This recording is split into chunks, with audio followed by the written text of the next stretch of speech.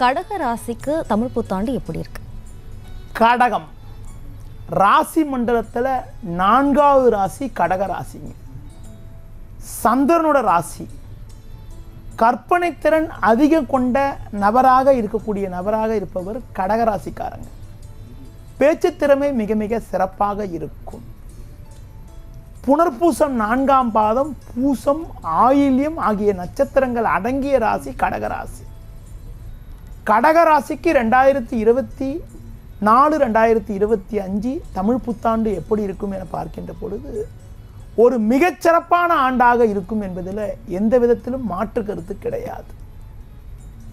ராசியாதிபதி சந்திரனுக்கு நட்பு கிரகம் என வர்ணிக்கப்படக்கூடிய குரு பகவான் தற்போது தொழில் ஸ்தானமான 10ஆம் வீட்டில் சஞ்சரிப்பது சற்று சாதகமற்ற அமைப்பு என்றாலும் வரும் மே 1ஆம் தேதியிலிருந்து குரு பகவான் லாபஸ்தானமான 11ஆம் வீட்டில் சஞ்சாரம் செய்ய இருக்கிறது ஒரு மிகச்சிறப்பான அமைப்பாகும்.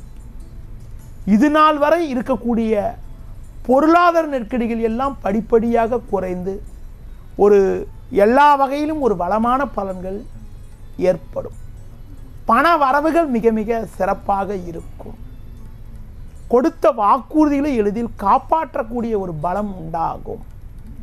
நவீனகரமான பொருட்களை வாங்கக்கூடிய அதிர்ஷ்டங்கள் இருக்கும். தொழில் வியாபாரத்தில் ஒரு நல்ல வளர்ச்சி. தொழில் வியாபாரத்தில் உங்களுடைய பொருட்களுக்கு நல்ல விலை கிடைக்கக்கூடிய ஒரு அமைப்புகள்.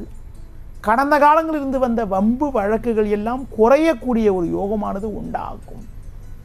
லாபஸ்தானத்தில் சஞ்சரிக்கக்கூடிய குரு பகவான் தனது சிறப்பு பார்வையாக 3, 5, 7 ஆகிய ஸ்தானங்களை பார்வை செய்ய இருக்கிறதுனால புதிய யுக்திகளை பயன்படுத்தி பல வகையில் ஒரு வளர்ச்சி அடையக்கூடிய ஒரு வாய்ப்புகள் ஏற்படும்.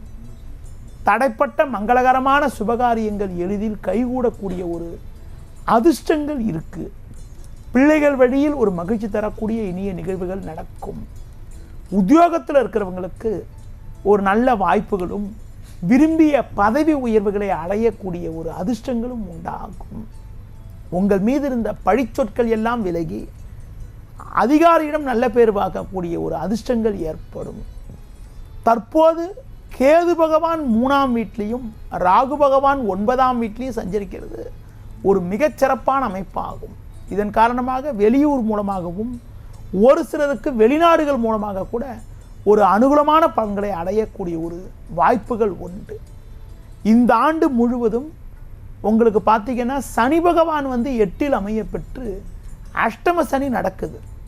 அஷ்டம சனி நடந்தாலும் தனக்காரகன் குரு பகவான் லாபஸ்தானத்தில் சஞ்சாரம் செய்ய இருக்கிற காரணத்தினால பண விஷயத்தில் எந்த விதத்திலும் ஒரு குறையில்லாமல் ஒரு வளமான பலன்கள் ஏற்படும்.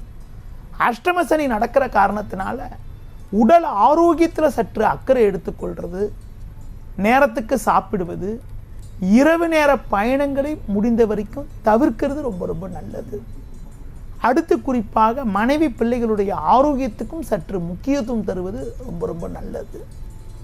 பொதுவாக அஷ்டம சனி நடக்கிறதுனால அதிகமான முதலீடுகள், ஒரு பெரிய முதலீடுகள் ஏதாவது செய்கிறதா இருந்தால் அதனை உங்கள் பேரில் செய்யாமல் ஒரு கூட்டாக செய்கிறது, மனைவி பேரில் செய்கிறது, பிள்ளைகள் பேரில் செய்கிறது, ஒரு கூட்டாளிகள் பேரில் செய்கிறது நல்லதுன்னு சொல்லலாம். உங்கள் பேரில் முடிஞ்ச வரைக்கும் அதிக முதலீடுகள் கொண்ட செயல்களை முடிஞ்ச வரைக்கும் தவிர்க்கிறது ரொம்ப ரொம்ப நல்லதுன்னு சொல்லலாமா? சார், கடக ராசிக்கான பரிகாரங்கள், செல்ல வேண்டிய கோயில்கள் என்னதெல்லாம் சார்? கடக ராசிக்காரங்க முடிஞ்சால் ஒரு தடவை திருப்பதிக்கு போயிட்டு வந்து ரொம்ப ரொம்ப நல்லதுமா. அதாவது அஷ்டம சனி நடக்கின்ற நேரத்தில் நீங்கள் திருப்பதி போயிட்டு வந்தால் ஒரு வளமான பலன்கள் ஏற்படும். அடுத்து பார்த்தீங்கன்னா சனி பகவானுக்கு தொடர்ந்து வழிபாடு மேற்கொள்ளணும். உடல் ஊனமுற்றவர்களுக்கு உங்களால் முடிந்த உதவிகளை செய்கிறது. சனி ஸ்தலங்களுக்கு சனிக்கிழமைகளில் சென்று எள் தீபம் ஏற்றுவது. அடுத்து பார்த்தீங்கன்னா சனி பகவானுக்கு கருப்பு வஸ்திரம் கொடுத்து வழிபாடு செய்கிறது.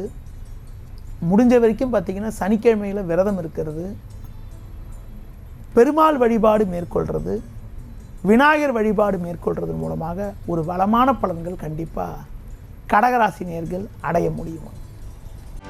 செய்திகளை உடனுக்குடனும் துல்லியமாகவும் தெரிந்து கொள்ள சப்ஸ்கிரைப் பண்ணுங்க.